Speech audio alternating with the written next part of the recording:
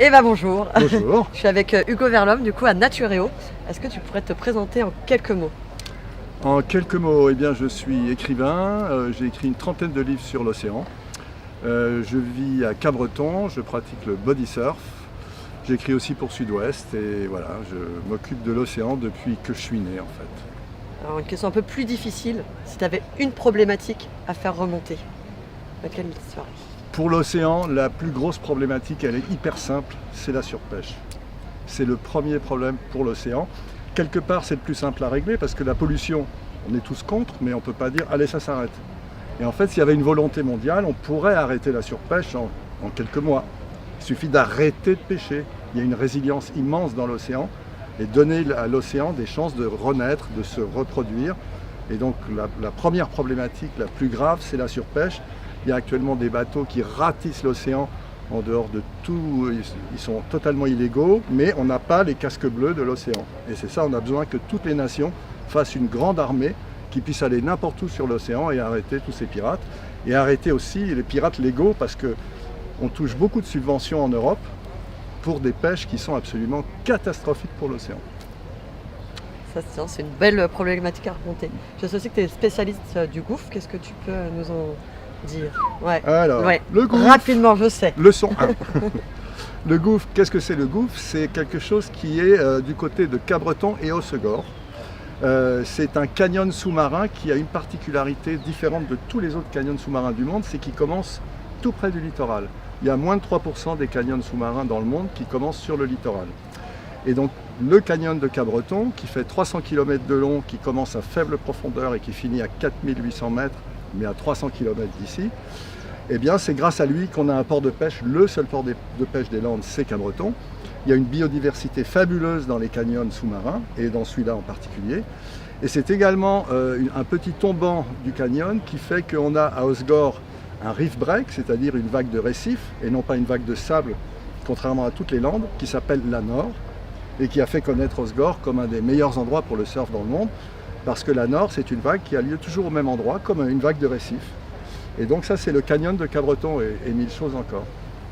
C'est bon, ça va, tu nous as fait déjà un beau résumé. Je dirais que pendant cette Vélodyssée, nous, on s'engage avec l'Amateur Family à remonter un petit peu l'écologie comme matière première pour l'école.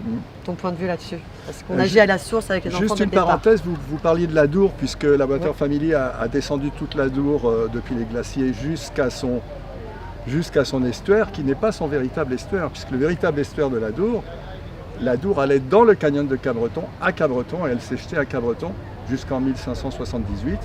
Et là, le fleuve, pendant une vingtaine d'années, ils ont détourné l'Adour pour la récupérer à Bayonne pour des questions d'argent, etc. Donc c'était juste un petit truc par rapport à l'Adour. On aurait très bien pu. C'est un petit truc qui a son importance. Quand même. Hein, merci. Et donc la question sur l'écologie, c'était quoi? Du coup, pendant cette Vélodyssée, c'est vraiment notre mot d'ordre. On veut justement faire entraîner l'écologie comme matière première à l'école, parce que notre mot d'ordre, c'est quand même agir à la source, l'éducation, la sensibilisation. Comment tu te positionnes par rapport à cette en fait, question? idéalement, c'est vrai que le mot écologie ne devrait pas exister. On devrait avoir de l'écologie partout, dans l'éducation, l'histoire, la géo, les sciences, la physique, le vélo, tout, ça devrait être partout. Si ça existe, c'est parce qu'on n'en a pas partout. Et l'eau, effectivement, il n'y a pas de sujet plus important, plus essentiel, puisque nous-mêmes, il ne faut pas oublier qu'on est fait à 80% de flotte, on est des outres vivantes. Notre cerveau, c'est que de l'eau, presque 85% c'est que de l'eau. C'est pour ça que si on ne boit pas assez, on a mal au crâne. Très souvent, il suffit de boire de l'eau pour ne plus avoir mal au crâne. Donc l'eau, c'est la grande problématique. Évidemment, il y a une grande partie de l'humanité qui n'a pas accès à l'eau potable et ça ne va pas s'améliorer. Ça devient un des enjeux les plus importants de la planète et en même temps, ça devrait être le droit le plus fondamental. L'accès à l'eau potable, ça semble, si on n'a pas ça, on n'est plus un être humain.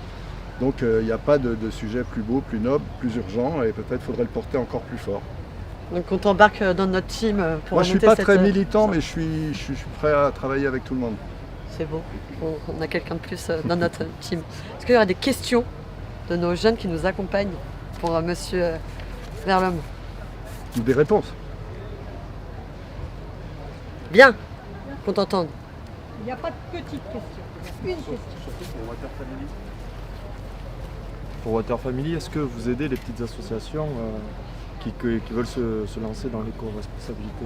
Alors on a des outils et des accompagnements qui sont, alors c'est pas forcément financier, mais bien sûr on tend à tendre à plus d'éco-responsabilité pour les structures, donc c'est un de nos cœurs de métier.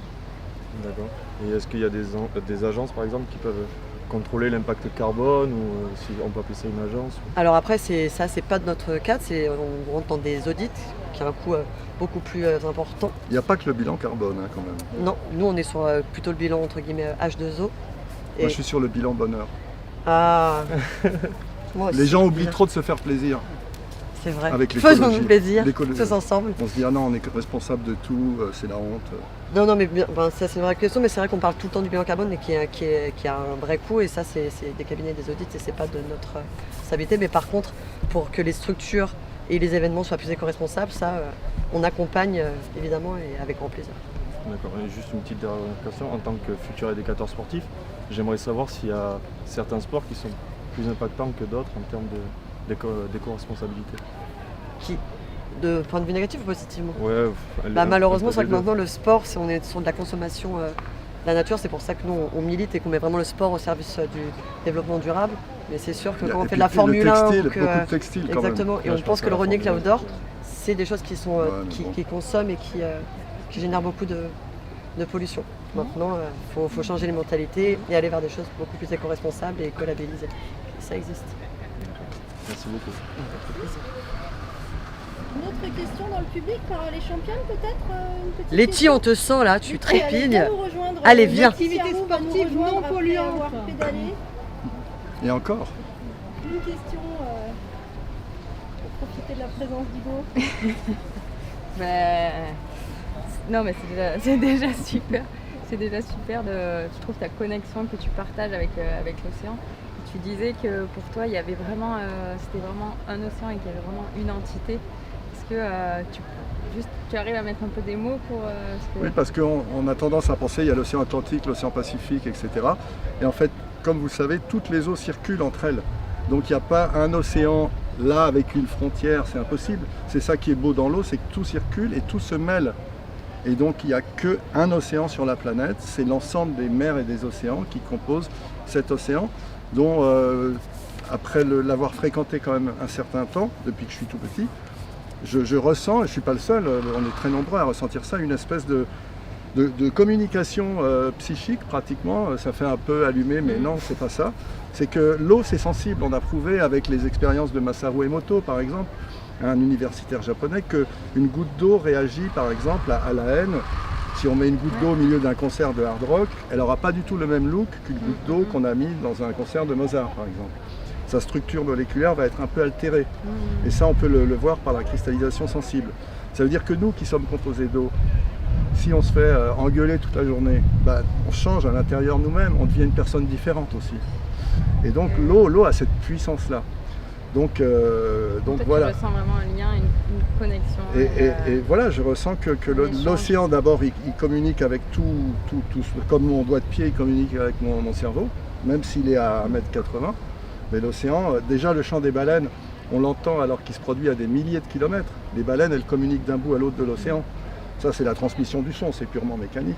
Mais je pense qu'il y a au-delà de ça une communication psychique et sensible qui se crée avec l'océan. Quand je me mets dans l'océan, j'ai l'impression de pénétrer dans un corps sensible et intelligent.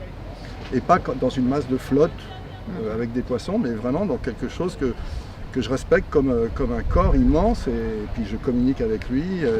Enfin, on est nombreux à ressentir ça dans les vagues, notamment quand on se retrouve au milieu des vagues. Il y a une espèce de... J'y étais hier et c'était super. À Santochin, il y avait des vagues magnifiques. Et je ressentais une espèce de sécurité à être dans les vagues. Et sécurité, ça veut dire être sans souci. Et en fait, quand on est dans les vagues, on est sans souci. Et on a besoin aujourd'hui de plus en plus d'être sans souci parce qu'on nous culpabilise, on nous responsabilise. Le Covid, c'est nous, la pollution, c'est nous, tout, c'est nous. Et on a besoin à un moment de sortir de cette espèce de brainwashing stupide qui nous rend tous flippés, angoissés pour rien en fait. Et l'océan, moi, il m'apporte ça, il me réinitialise. Je sors toujours meilleur de l'océan que je n'y suis rentré. C'est comme reboot. Et jamais j'ai regretté de m'être mis à l'eau, même quand c'était froid, même pollué, même avec trop de monde à l'eau, ce qui est encore pire que la pollution. Je pense que c'est la même sensation que quand moi je vais plus sur les sommets en montagne. Et dans le livre que je viens d'écrire, j'ai vécu Ouais. des années en montagne dans la neige. Et je l'explique aux gens, les gens disent « Ah, moi je préfère la montagne ». Je dis mais moi j'adore la montagne, j'adore l'océan. C'est une Et connexion si par on rapport aime à la l'océan, nature. on aime la montagne. C'est ça. Parce que dire j'aime la montagne mais j'aime pas la mer, ça veut dire qu'on n'aime rien. Non, on la connaît pas. C'est la mais- même chose. La montagne et l'océan, c'est la même chose. Moi, j'ai retrouvé en vivant sans eau, sans électricité, rien, ni téléphone, ni route, là où on était, des sensations comme au milieu d'une traversée océanique. On se prépare pour l'hiver, on prépare tout, parce qu'après, il faut des heures de ski pour aller chercher un sac de farine. C'est pareil. Et puis, on avait la canopée des arbres en bas, ça faisait le même bruit que les vagues. J'étais sur l'océan et à Paris, j'ai un petit jardin où on entend le périph'. Et en fait, c'est comme les vagues. Et je me, par un tout petit jardin qui est grand comme ça, je me rebranche sur le reste de la nature. L'océan, la nature, l'humain, c'est une seule et même chose. On n'est pas séparés, on est tous en liaison. Et donc, Et on retrouve cette connexion de l'eau entre la neige et la... voilà. Et on a C'est intérêt grand à cycle émettre, de l'eau. on a intérêt à émettre des bonnes vibrations parce que c'est des cercles Oui. vertueux. Bien sûr, les papillons. Tu recevras mes vibrations de... Je les reçois. On va arriveront te de la envoyer montagne. tout le long. Mais elles arrivent J'espère. déjà. Est-ce que pour terminer, je peux te demander de nous signer ton livre pour pouvoir ramener Bien le sûr. message de la Water Mais Family? je vais faire ça tranquillement. Génial. Parce que debout là, Non, c'est juste pour que tu Avec prennes le temps, plaisir. que tu t'échappes pas. On l'emporte aussi plein de On bonne l'emporte énergie. aussi avec les dessins. Exactement. super. Merci beaucoup. Merci à vous.